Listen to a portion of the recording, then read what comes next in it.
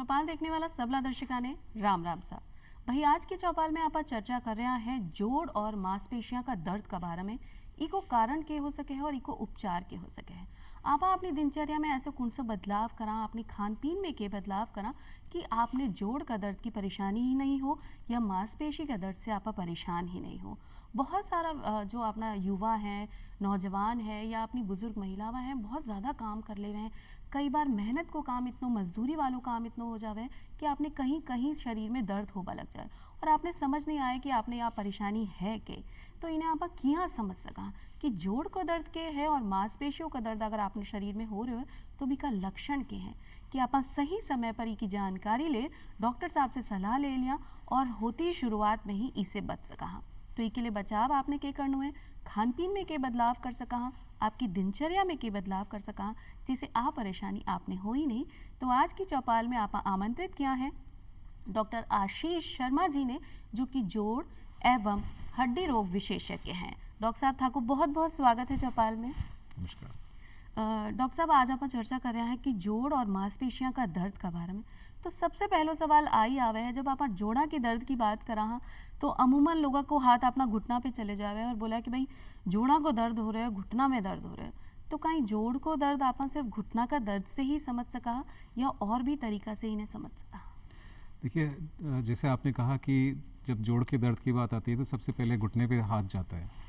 तो ये इसका कारण ये है कि हिंदुस्तान में और एशिया में जोड़ों के दर्द में सबसे कॉमन, सबसे आम जो दर्द होता है वो घुटनों का दर्द होता है।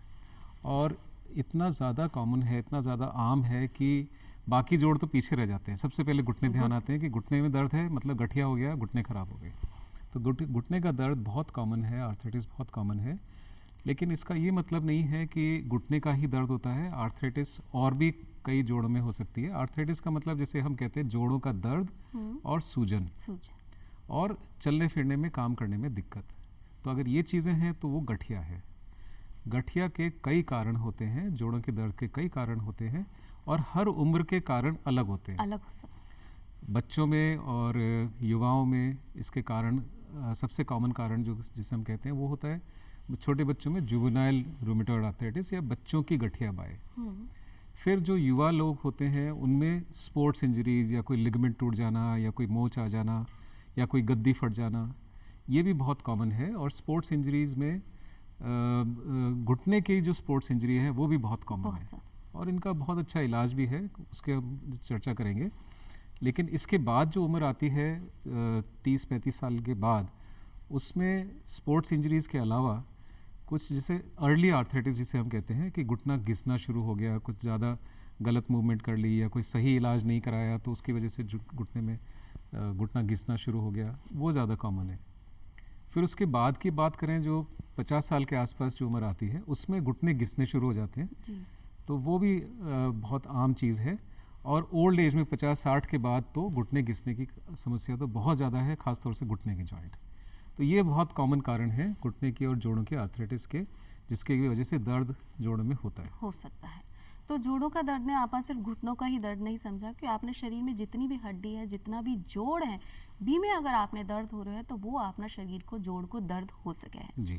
बिया ही जी आप अपन मांसपेशी की बात करा तो मांसपेशियों का दर्द क्या को हो सके है और कितना प्रकार को हो सके, क्या समझ सका आप? देखिए, मांसपेशियों का दर्द अक्सर या तो मांसपेशी खिंच जाना या कोई विटामिन की कमी होने से, मसल्स का जो दर्द होता है उसकी कमी होने से, या कोई नसों का जो दर्द आता है वो मांसपेशियों को जो स्टिमुलेट करता है, दर्द करता है, वो अक्सर जैसे कमर का दर्द होता है। कमर का दर्द में जो नस दब जाती है, जैसे हम स्लिप डिस्क कहते हैं या स्पॉन्डिलाइटिस कहते हैं, तो उसमें जो नस दब जाती है तो नस का दर्द मांसपेशी को स्टिमुलेट करता है और मांसपेशी में दर्द करता है, तो वो मांसपेशियों का दर्द होता है। कई बार कुछ ऐसी कमियां होती हैं हमारे शरीर में, विटामिन्स की कमी, जैसे विटामिन डी की कमी या विटामिन B12 की कमी। विटामिन B12 को हम कहते हैं नसों का विटामिन, नर्व विटामिन। तो उसकी अगर कमी होती है तो उसकी वजह से भी मांसपेशियों में दर्द होता है। कुछ और बहुत सारी बीमारियां होती हैं जिसमें हम डायबिटीज़ भी होती है, कुछ यूरिक एसिड वाली प्रॉब्लम्स होती हैं, दिक्कतें होती हैं, जिसकी वजह से कि मांसपेशियों में, सॉफ्ट टिश्यूज़ में इसमें दर्द होता है। तो ये दूसरे कारण हैं मांसपेशियों के दर्द के। तो भाई अगर हड्डी को दर्द है तो आप जोड़ों का दर्द समझ सकें, और आपने शरीर में कहीं भी अकड़न हो रही है या खिंचाव पैदा हो रहे हो तो आप यूँ मान सका कि भाई आपने मांसपेशियों में परेशानी है और आपने दर्द हो रहा है। जी। डॉक्टर साहब, लक्षण की अगर बात करा कि मांसपेशी में कभी अपना कंधा में भी दर्द हो सके, कभी अपनी गर्दन में हो जाए, कभी कमर में, कभी हाथ में, या कभी पैरा में ही बाइटो आ जाए, बैठा बैठा भी बाइटो आ सके या चलता चलता भी आ सके, तो कहीं आप ही मांसपेशियों का दर्द है, इन्हें क्या समझा आप? देखिए, हर जगह का जो दर्द होता है, जैसे गर्दन का दर्द या गर्दन के ऊपर, कंधे के ऊपर का दर्द, ये सर्वाइकल एक दिक्कत होती है, सर्वाइकल स्पॉन्डिलाइटिस, आम भाषा में जिसको सर्वाइकल कहते हैं जी। तो ये दर्द, सर्वाइकल का जो दर्द है, इसमें भी स्पॉन्डिलाइटिस या गर्दन के जो छोटे जोड़ हैं वो घिस जाते हैं, नसें दब जाती हैं, जिसकी वजह से जो मांसपेशियां हैं गर्दन की पीछे की, गर्दन के पीछे की, इनका दर्द बढ़ जाता है। कई बार ये दर्द हाथों तक, कंधे तक भी आ सकता है। इसके अलावा कंधे का एक अलग दर्द होता है जिसको फ्रोजन शोल्डर कहते हैं। फ्रोजन शोल्डर में कंधा जाम हो जाता है, हाथ की मूवमेंट्स नहीं होती जी। तो इसका अलग इलाज होता है। इसके अलावा जो बाकी दर्द होते हैं, कमर में भी स्पॉन्डिलाइटिस होती है, कमर में जो इसकी वजह से कमर में दर्द होता है जिसका बैक पेन कहते हैं, उसका दर्द कई बार सियाटिका के रूप में पैरों में भी आ सकता है। तो ये दूसरे कारण हैं बाकी सारे जोड़ों के दर्दों के, मांसपेशियों के और जोड़ों के दर्द के। जी। डॉक्टर साहब, कारण के अपन समझ सका कि मतलब कोई आपने खान पीन में कोई परेशानी है, या बोलो जावे कि भाई अपन एक ही कलवट सो गया है, या बिल्कुल बिल्कुल सीधा ही खड़ा रहा है, या बैठा ही रह गया, तो कहीं आ कारण भी हो सके है, या आपने शरीर में जैसे थे अभी बतायो कि नसा कमज़ोर हो जाए या नसा दब जाए, तो इको कारण के है? देखिए, गठिया की अगर बात करें जिसकी वजह से जोड़ों का दर्द होता है, गठिया का सबसे आम कारण है जोड़ों के घिसने का वजन। लोगों का वेट अगर ज़्यादा होता है, वज़न ज़्यादा होता है, तो घुटने पे स्ट्रेस या जोड़ों पे स्ट्रेस ज़्यादा आता है जी, जिसकी वजह से जोड़ जल्दी घिसते हैं। नंबर 2 कारण है ओस्टियोपोरोसिस या अस्थि क्षरण, जिसमें हड्डियां कमज़ोर हो जाती हैं। हड्डियां कमज़ोर होने से हड्डियों में थोड़ा सा जरा सा टेढ़ापन आया, और टेढ़ापन से घुटने के एक हिस्से में स्ट्रेस आया जिसकी वजह से घुटना घिसना शुरू हो गया, और वो आर्थराइटिस एक के बाद एक स्टेज बढ़ती जाती है। तो कभी भी वज़न ज़्यादा नहीं होने देना चाहिए। अगर घुटने में आपके या किसी जोड़ में दर्द है तो उसको शुरू से ही डॉक्टर को दिखा के उसका सही डायग्नोसिस, सही स्टेज, किस तरह की बीमारी है, आर्थराइटिस कितनी है, कौन सी स्टेज है, और इसका डायग्नोसिस के लिए अगर कोई टेस्ट करना है तो टेस्ट करा के उसका उस स्टेज का या उस बीमारी का या उस आर्थराइटिस का सबसे अच्छा इलाज क्या है वो शुरू करके और उस बीमारी को वहीं रोक दें। अगर वो नहीं करेंगे, निगलेक्ट करेंगे, लापरवाही करेंगे तो बीमारी आगे बढ़ जाएगी, और फिर अल्टीमेटली जब बहुत ज़्यादा आर्थराइटिस हो जाती है, लास्ट स्टेज पहुंच जाती है, तो घुटनों का रिप्लेसमेंट ऑपरेशन, जिसके हम कहते हैं घुटना बदलना या जोड़ बदलना, वो जोड़ प्रत्यारोपण का ऑपरेशन करना पड़ सकता है। तो अगर पहले की स्टेज में ये सारे सावधानियाँ रखें, वज़न नहीं बढ़ने दें, डाइट प्रॉपर रखें, सही कैल्शियम वाली चीज़ें खाएं, या अगर डॉक्टर बोले कि आपको कैल्शियम सप्लीमेंट लेने, कैल्शियम की टैबलेट लेनी है, या कोई ओस्टियोपोरोसिस का इलाज करना है, तो इलाज ज़रूर करें ताकि आपकी ओस्टियोपोरोसिस या ओस्टियोआर्थराइटिस, गठिया बाय की बीमारी आगे नहीं बढ़े। जी। तो भैया आपने खान पीन में ज़्यादा से ज़्यादा आपने कैल्शियम खानो है, और जहाँ की डॉक्टर साहब ने बताया तो सारी चीज़ें मिली जुली आपना भोजन में होनी चाहिए जिससे आप पौष्टिक भोजन ले सका, जैसे प्रोटीन की कमी भी नहीं होनी चाहिए। और डॉक्टर साहब ने बताया कि विटामिन जो B12 है वो अपना शरीर के लिए बहुत ज़्यादा उपयोगी है, तो बी को आपनो सेवन करना चाहिए। डॉक्टर साहब, अब सवाल आवे है कि B12 ऐसी कौन कौन सी चीज़ा में है जो आप खा सका रोज़मर्रा में? जी हाँ, देखिए, शाकाहारी जो लोग होते हैं उसमें विटामिन B12 की कमी देखी जाती है। तो मिल्क प्रोडक्ट्स, दूध है ना, ये सब चीज़ें, हरी पत्तेदार सब्जियां, और इसके अलावा फोलिक एसिड या विटामिन B12 की कुछ टैबलेट्स आती है, वो भी ले सकते हैं। खाली विटामिन B12 नहीं, जो हड्डियां दुखती हैं वो विटामिन D की कमी से भी दुखती है। तो विटामिन D और विटामिन B12 इनका ध्यान रखना चाहिए। अक्सर लोग ये सोचते हैं कि धूप में नहीं जाते या धूप में जाने से विटामिन D की कमी नहीं होगी, ऐसा नहीं है। कई बार विटामिन D की कमी धूप में जाने के बावजूद भी होती है। तो विटामिन D के कुछ सप्लीमेंट्स, टैबलेट्स वगैरह आती हैं, इंजेक्शंस आते हैं, तो उससे विटामिन D की कमी दूर हो सकती है। विटामिन B12 की टैबलेट्स भी आती हैं जिससे कि विटामिन B12 की कमी पूरी हो जाएगी, तो आपके मांसपेशियों का दर्द नहीं होगा, जिस विटामिन की कमी से अगर हो रहा है तो तो मतलब खाने पीने में आपने ध्यान भी रखना चाहिए, और साथ साथ अगर आपने शरीर में ज़्यादा कमी है तो ई का जो भी दवाइयाँ में सप्लीमेंट्स आवे हैं तो वो भी अगर आप डॉक्टर साहब की सलाह से लेवा तो आपने शरीर में कमी पूरी हो जाएगी और आपने परेशानी नहीं होगी। जी। डॉक्टर साहब, कई लोग वो हैं बहुत ज़्यादा लापरवाही करें कि भाई जोड़ों का दर्द है तो आप पहलवान के पास चला जावा, अपनी मसल दुख रही है तो आप अभी से ही इलाज ले ला वहाँ, या कोई घरेलू इलाज कर लियो है, ठंडो गर्म सेक कर लियो है, तो ये कहाँ तक सही है और गलत है? जी हाँ, ये भी एक बहुत कॉमन चीज़ है। अक्सर गांव में ही नहीं, शहरों में भी लोग पहलवानों के पास जाते हैं, लेकिन अगर कोई इलाज से या घरेलू इलाज से ठीक नहीं हो रही है कोई चीज़, तो आपको देर नहीं करनी चाहिए। सबसे पहले डॉक्टर्स, ऑर्थोपेडिक सर्जन, कोई अच्छे डॉक्टर के पास जाके आपकी जो बीमारी है, आपकी जो समस्या है, उसका सही डायग्नोसिस, सही स्टेज और सही इलाज स्टार्ट करना ज़रूरी है। पहलवानों के इलाज से हमने अक्सर देखा है कि बीमारी अगर कॉम्प्लिकेशन नहीं होना होता तो भी कॉम्प्लिकेशन हो जाता है। और जो साइंटिफिक इलाज है वो तो ऑर्थोपेडिक सर्जन ही आपको बताएगा, पहलवानों के बस की नहीं है अक्सर। जी, सही बात है। अगर आपने शरीर में कहीं दर्द हो रहा है और कोई ऊंच नीच करके अपने दबा दिए हो है या हाथ पैर मुड़ गया है तो आपनो दर्द कम होबा की जगह बढ़ भी सके है। तो ऐसी लापरवाही आपने नहीं करनी है, समझदारी से काम लेना है। अगर दर्द ज़्यादा लंबा समय तक है तो तुरंत आपने चिकित्सकीय सलाह लेनी है और इको इलाज भी संभव है। डॉक्टर साहब, बोले जावे कि बहुत सारी बीमारियों को इलाज तो आपने व्यायाम में ही है, तो कहीं अपना रोज़मर्रा की जो दिनचर्या है कि जल्दी उठर और सूरज की रोशनी आप ले लें, क्योंकि सुबह सुबह जी आपने बताया सिर्फ धूप से ही विटामिन डी नहीं मिले है, दवाई से भी कुपोषण हो सके, तो कहीं दिनचर्या में बदलाव करके, व्यायाम करके आप इन सब चीज़ों से या इन परेशानी से बच सका? अगर आप अपनी बॉडी को फिट रखना चाहते हैं तो नियमित कसरत, नियमित पौष्टिक आहार और सही समय पर अगर कोई बीमारी है या दिक्कत है या दर्द है तो उसका सही डायग्नोसिस और सही इलाज, अगर ऐसा अपना लाइफस्टाइल रखेंगे तो ज़्यादा चांस है कि आपको बीमारी नहीं होगी, बीमारी होने के चांसेस बहुत कम हो जाएंगे और आपकी बॉडी फिट रहेगी तो आप लाइफ को ज़्यादा अच्छे से एंजॉय कर पाएंगे। तो एक्सरसाइज करना तो बहुत अच्छी चीज़ है। एक्सरसाइज करने से वेट भी नहीं बढ़ता, आपके बॉडी का बाकी सारे सिस्टम्स फिट रहते हैं और अगर बॉडी फिट रहेगी, आपका वेट नहीं बढ़ेगा तो आपके जॉइंट के आर्थराइटिस भी नहीं होगी, ऑस्टियोपोरोसिस नहीं होगा। हर शरीर का पुर्जो आपने चलते रहेगा तो भी आपने परेशानी नहीं होगी। और आप सोचा कि भाई आपने तो सिर्फ आराम ही करना है, लेटा लेटा ही रह लिया या आपने सिर्फ रोज़ को काम कर लिया तो भी अपना जोड़ा में जाम लग सके है कि आप बी की कसरत भी नहीं कर रहे हैं। और एक ऐसा भी बहुत सारा लोग हैं डॉक्टर साहब कि आजकल जो जिम को चलन चल रहे है या अपनी जो गार्डन में जा रहा आप रनिंग कर रहे हैं या एक्सरसाइज कर रहे हैं, तो ज़्यादा एक्सरसाइज भी आपने नुकसान कर सके है कि? जी हाँ, बिल्कुल सही कहा आपने।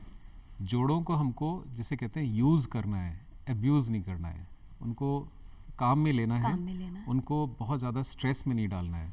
तो जोड़ों को इतना ही स्ट्रेस करें जितना कि आपके जोड़ उनको सहन कर सके, नहीं तो फिर स्पोर्ट्स इंजरी हो जाएगी, कुछ दूसरी तरह की चोट हो जाएगी, चोट लग जाएगी।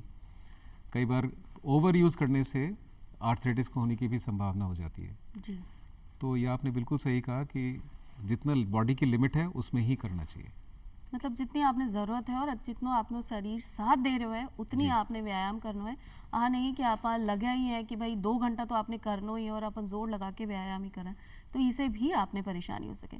डॉक्टर साहब, इको परीक्षण के करावा, मतलब टेस्ट क्या करावा जब आपने लक्षण दिख रहे हैं शरीर में कि हाथ पैर में दर्द है, कोई को कंधा में दर्द है, कमर में दर्द है, तो इका कोई परीक्षण भी होवे है या कोई टेस्ट ऐसा होवे है जिसे आपने पता चल जाए कि हाँ भाई जोड़ा की परेशानी शुरू हो गई है या मांसपेशियां की अकड़न है?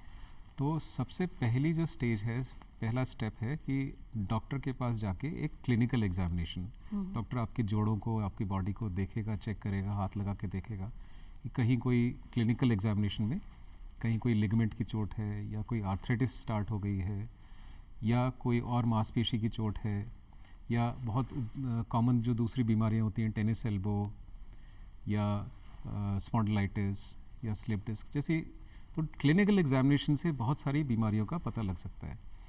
फिर उस क्लिनिकल एग्जामिनेशन के बाद जिस चीज़ का संदेह है तो उसके लिए जो रेलेवेंट टेस्ट होता है वो टेस्ट कराया जाता है, कई बार एक्सरे, कई बार ब्लड टेस्ट, कई बार एमआरआई। तो इस तरह के टेस्टों से कई बार वो जो भी डॉक्टर ठीक समझेगा वो टेस्ट आपके कराएगा। टेस्ट कराने के बाद उस टेस्ट की रिपोर्ट में जो डायग्नोसिस आएगा उस हिसाब से उस बीमारी की कौन सी स्टेज है, कितना ज़्यादा कोई चोट लगी है, कितना ज़्यादा कोई आर्थराइटिस बढ़ गई है, कौन सी स्टेज आ गई है, उसका आपको सही इलाज बताएगा। अगर डॉक्टर आपको कहता है कि अर्ली आर्थराइटिस है, आप व्यायाम कीजिए और ये दवाई लीजिए, तो व्यायाम और दवाई से कई बार आर्थराइटिस की अर्ली स्टेज का मैनेजमेंट हो जाता है। लेकिन अगर डॉक्टर कहेगा कि नहीं, आपके तो जॉइंट बहुत ज़्यादा घिस गए, अब इसमें कोई इलाज नहीं है, आपको जॉइंट प्रत्यारोपण, जोड़ प्रत्यारोपण कराना पड़ेगा, तो उसके अलावा फिर कोई इलाज नहीं होता। कई बार कमर दर्द में करीब 90% कमर दर्द कसरत से ही ठीक हो जाते हैं, कसरत और दवाई से। लेकिन 5 से 10% केसेस ऐसे भी होते हैं जिसमें कि बहुत ज़्यादा नस पे प्रेशर है, तो कई बार ऑपरेशन भी करना पड़ता है। तो सही टेस्ट और फिर उसके बाद सही इलाज जो डॉक्टर आपको बताए, उससे आपको रिलीफ मिलता है। जी, तो मतलब समय पर जांच भी हो जानी चाहिए, जिससे आपने परेशानी की पता चल जाए कि भाई शुरुआत की परेशानी है, बीच में है, या बिल्कुल ही आप अंत में पहुंच गया है। तो बी के हिसाब से ही परीक्षण भी होवे है और इलाज भी बी को ही हो सके है। डॉक्टर साहब, जो अपना खेती बाड़ी करने वाला लोग हैं, खास करके महिलावां की अगर बात करा, जो मजदूरी करने वाली महिला हैं, और बीच में आपने बोले हो कि ऑस्टियोपोरोसिस हो जाए, जी। तो खास करके महिलावां में कैल्शियम की थोड़ी सी कमी ज़्यादा हो सके है। तो कहीं आप आ समझ सका कि जो अपना जोड़ा का दर्द की परेशानी है या मांसपेशियां की अकड़न की बात करें, तो महिलाओं में ज़्यादा हो गए? बिल्कुल सही कहा आपने। महिलाओं में ऑस्टियोपोरोसिस पुरुषों की अपेक्षा 9:1 रेशियो में होता है। 9 महिला और 1 पुरुष, ये रेशियो होता है। स्पेशली खासतौर से पेरीमीनोपॉजल, जब माहवारी बंद होती है उस टाइम हार्मोन्स की कमी हो जाती है महिलाओं के शरीर में, तो अचानक तेज़ी से हड्डियां कमज़ोर होना शुरू हो जाती है। अस्थि क्षरण बहुत कॉमन होता है, स्पेशली 45 से लेकर 55 साल की उम्र में बहुत तेज़ी से हड्डियां कमज़ोर होने लगती हैं। तो ये एक समय है जब अगर इस चीज़ की अवेयरनेस हो, पब्लिक को, आम लोगों को जानकारी हो कि इस उम्र में हमको हड्डियों को कैसे सलामत रखना है, तो उसके लिए कुछ टेस्ट होते हैं जिसमें हम डेक्सा टेस्ट कहते हैं, जिसमें बोन की डेंसिटी पता लगती है। और अगर डेक्सा टेस्ट के हिसाब से हड्डियों में कैल्शियम की कमी है, तो कैल्शियम की कमी को किस ट्रीटमेंट से बेस्ट ट्रीट किया जा सकता है। कुछ इंजेक्शंस भी आते हैं हार्मोन के, कुछ कैल्शियम टैबलेट्स भी देते हैं, कई बार विटामिन डी भी देते हैं, कुछ ऐसी दवाइयाँ होती हैं जो हफ्ते में एक बार या महीने में एक बार या साल में एक बार इंजेक्शंस। तो इन ट्रीटमेंट से अस्थि क्षरण या ऑस्टियोपोरोसिस की स्टेज क्या है और सीवियरिटी क्या है, जी, उसके हिसाब से इसका मैनेजमेंट किया जाता है। अस्थि क्षरण को रोकना बहुत आसान है, ट्रीट करना बहुत मुश्किल है। एक बार अस्थि क्षरण हो गया, ऑस्टियोपोरोसिस सीवियर हो गया, तो आपके हड्डियों में फ्रैक्चर होने के चांस बहुत ज़्यादा हो जाते हैं, और हड्डियों में टेढ़ापन, हड्डियों में दर्द, और अगर बाय चांस फ्रैक्चर हो गया तो उसको मैनेजमेंट बहुत मुश्किल हो जाता है, दोबारा जुड़ना बहुत ज़्यादा भारी। बिल्कुल। तो हमको बहुत ध्यान रखना है, स्पेशली महिलाओं को, कि अस्थि क्षरण जब स्टार्ट होता है मीनोपॉज, पोस्ट पेरीमेनोपॉजल, मेनोपॉज के आसपास की उम्र में, तो उनको हड्डियों को ध्यान रखें कि अस्थि क्षरण नहीं हो, और अगर हो रहा है तो उसका सही ट्रीटमेंट लें। जी, तो खास करके महिलावां ने विशेष ध्यान देवा की ज़रूरत है, और कैल्शियम जो आपने शरीर में कम हो तो जावे है, एक बढ़ती उम्र के साथ घट तो जावे, तो ज़्यादा से ज़्यादा कैल्शियम आपने लेना चाहिए। सिर्फ महिलावां में ही नहीं, पुरुषा में भी कई में देखे जावे है कि बहुत जल्दी हड्डी में परेशानी हो गई। कई बार तो ऐसा हुआ है कि भाई अगर कमर दर्द शुरू हो गया है, कमर की हड्डी में दर्द है, तो वो कोई भी इलाज से जा ही नहीं रहा है। तो बी के लिए आपने बचाव के करना चाहिए। पहले अपन ऐसी कुछ, जी हाँ, कि आपने बताया कि कोई व्यायाम करवा से भी कमर दर्द ठीक हो सके, तो कहीं आप ऐसा कोई छोटा मोटा व्यायाम घर में ही कर सका, या नहीं आपने डॉक्टर के पास जाके ही सलाह लेनी चाहिए?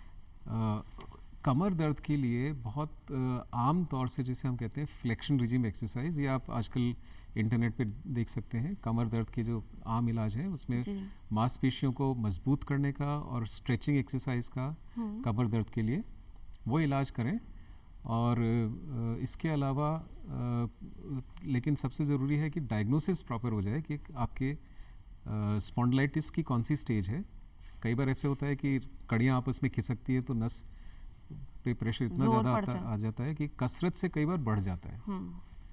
तो अपने आप अगर कसरत करेंगे और दर्द बढ़ रहा है तो आप ज़रूरी है कि डॉक्टर के पास ज़रूर जाएं, कि कसरत करने से दर्द बढ़ रहा है तो आपके डायग्नोसिस सही हो जाए, और डायग्नोसिस होने के बाद उसका फिर सही इलाज हो जाए। अगर ऑपरेशन की ज़रूरत है ऑपरेशन हो जाए। जी, तो मतलब इलाज में आपके पास पहले आप बचाव कर सका, और इलाज में बहुत सारी ऐसी चीज़ें हैं जो आप कर सका और बचाव कर सका। लेकिन अगर आप बिल्कुल ही ख़त्म समय पे जा रहे हैं तो भी कोई इलाज भी संभव नहीं हो पाए। डॉक्टर साहब, कई बार बड़ा बुजुर्ग ऐसे बोला है कि भाई जी हाँ, कि बादल आवे है ना, मौसम में परिवर्तन हो या बदल आ गया तो मेरा तो ज़्यादा ही हाथ पैर में दर्द हो रहा है या मारो कंधो अकड़ जावे, तो कहीं मौसम को भी बहुत ज़्यादा फर्क पड़े है अपनी परेशानी में? जी हाँ, ये एक थ्योरी है जिसमें कि ये कहा जाता है कि जिस भी जोड़ में इन्फ्लेमेशन है, मतलब अंदर की सूजन है गठिया के कारण, तो उस जोड़ में जब भी बदल होते हैं तो हवा में नमी बढ़ती है, ह्यूमिडिटी बढ़ती है।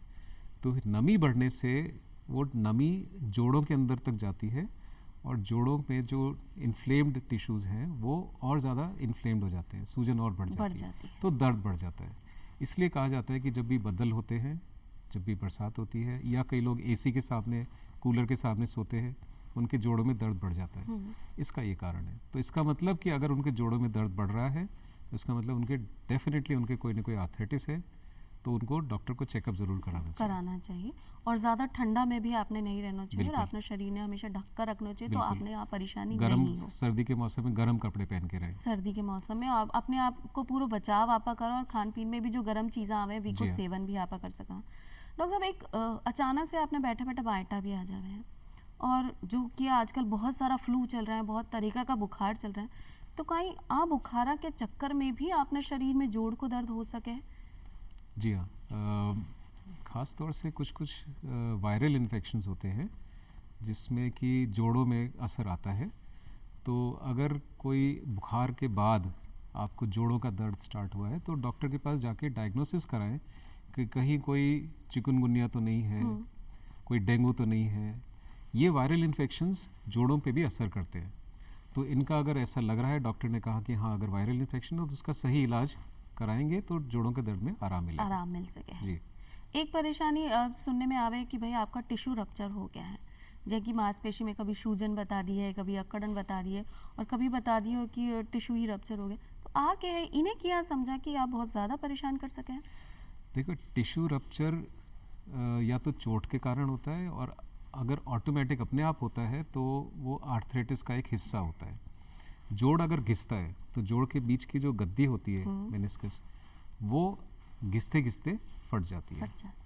कई बार स्पोर्ट्स इंजरीज में, जैसे घुटने का ट्विस्टिंग मूवमेंट, पैर मुड़ा, घुटना मुड़ा, और वो अंदर का वॉशर फट गया। इसी तरह से कोई चोट के कारण अंदर की रस्सी टूट गई, जिसे हम लिगामेंट रप्चर कहते हैं। तो ये टिश्यू रप्चर होते हैं जिसमें कि अगर डायग्नोसिस सही हो जाए, कई बार एमआरआई करानी पड़ती है, उससे पता लग जाता है कि इसमें टिश्यू रप्चर हो गया है। तो टिश्यू रप्चर अगर है तो उसका इलाज संभव है, और बहुत अच्छा इलाज है। आजकल तो दूरबीन से इसका बहुत अच्छा इलाज होता है। तो अगर किसी के टिश्यू रप्चर का डायग्नोसिस आया है तो उसको डॉक्टर की सलाह के हिसाब से सही ट्रीटमेंट करा के उसको ठीक किया जा सकता है। जी। और डॉक्टर साहब, आपने बीच में बताया कि आप ऑपरेशन की सलाह देवा जब अपना घुटना का या अपनी कमर में कोई भी जोड़ या अपना कूल्हा की हड्डी में कोई परेशानी है, तो आप बोला कि इन्हें तो भाई चेंज ही आपने करा लेना चाहिए। जी। तो कहीं ऑपरेशन एक सटीक इलाज हो सके है जोड़ का दर्द को?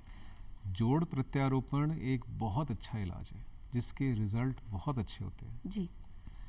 पैरों का जो, अगर घुटने की आर्थराइटिस या कूल्हे की आर्थराइटिस, किसी भी जोड़ की आर्थराइटिस अगर है, और डॉक्टर ने अगर आपको सलाह दी है कि इसका जोड़ प्रत्यारोपण होगा, तो उस ऑपरेशन से आपका टेढ़ापन भी ठीक हो जाता है, दर्द भी ठीक हो जाता है, आपकी चाल भी सही हो जाती है, आपको दर्द की दवाई की ज़रूरत नहीं पड़ती।